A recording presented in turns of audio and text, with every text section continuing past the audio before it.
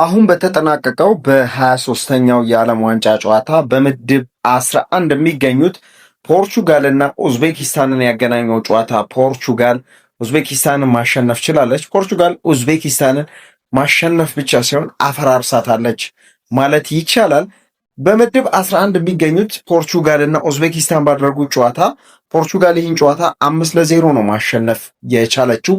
ሁለቱ ሀገራት ባደረጉት ጨዋታ ላይ ጎሎቹን ማስቆጠር የቻሉት ተጫዋቾች በስድስተኛው ደቂቃ ከካንሴሎ የደረሰውን ኳስ የጎል ማሽኑ ክርስቲያኖ ሮናልዶ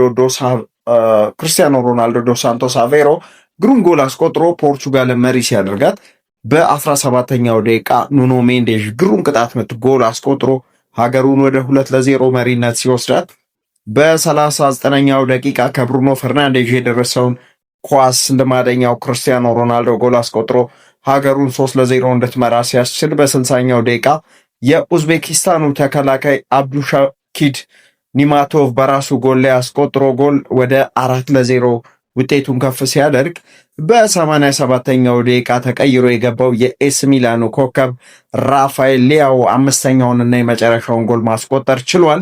ፖርቹጋል የመጀመሪያ የምድብ ጨዋታዋን ከአፍሪካ ተወካዩ ኮንጎ ጋር 1-1 መጨረሷ ይታወሳል። ዛሬ ጨዋታዋን 5-0 በማሸነፍ ምድቧንም መምራት ችላለች።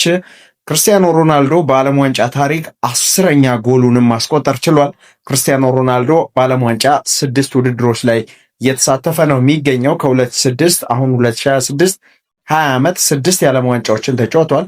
2006 ጀርመን ባሰናዳችው የዓለም ዋንጫ ላይ ነው የመጀመሪያ ተሳትፎን ማድረግ የቻለው። ዛሬ በስድስተኛ የዓለም ዋንጫ ጨዋታ 2ኛ ጎል አስቆጥሮ በዓለም ዋንጫ ታሪክ 10ኛ ጎሉ ላይ ደርሷል። ክርስቲያኖ ሮናልዶ ዶ ሳንቶስ አቬሮ ፖርቹጋልን እንግዲህ ወደ ቀጣዩ ምዕራፍ ይዟት ለመሄድ እንደዚህ አይነት ጎሎችን ማስቆጠር ይጠበቅበታል።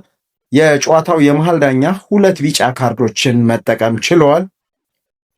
ከሬዲዮ ፕሮግራማችን ባሻገር በዩቲዩብ፣ በቲክቶክ፣ በፌስቡክ ገጾቻችን ወደ እናንተ ቀርበናል። ከምናከብራችሁ ቤተሰቦቻችን የሚጠበቀው ሰብስክራይብ፣ ፎሎ፣ ላይክ፣ ሼር፣ ኮፒ ሊንክ፣ ሪፖስት ማድረግ ብቻ ነው። ይህንም ስለምታደርጉ እናመሰግናለን። ምሽት 5 ሰዓት ላይ ሶስቱ አናብስት እንግሊዝ ከጥቋቁር ከዋክብቶች ወይም ከብላክ ስታር ጋና ጋር የሚያደርጉት ጨዋታ ትልቅ ጨዋታ ነው፣ በእጅጉን ይጠበቃል። በጨዋታው ትልቁ መነጋገሪያ የሆነው የቀድሞ የአርሰናሉ ኮከብ በአሁኑ ሰዓት በስፔኑ ቪያሪያል እየተጫወተ የሚገኘው ቶማስ ቴፓርቴ ካናዳ አትገባም ተብሎ ነበር። ዛሬ ደግሞ ተፈቅዶለት ጨዋታው ላይ በቋሚ 11 ውስጥ ተካቷል። በዛሬው ጨዋታ ቶማስ ቴፓርቴ መካተቱ ብዙ ሚዲያዎች እያነሱት የሚገኘው ርዕስ ይሄ ነው። ምሽት 5 ሰዓት ላይ እንግሊዝ ከጋና ጋር የሚያደርጉትን ጨዋታ እግር በእግር እየተከታተልን ወደ እናንተ መናደርስ ነው የሚሆነው። መልካም የጨዋታ ጊዜ፣ መልካም ምሽት ተመኘን።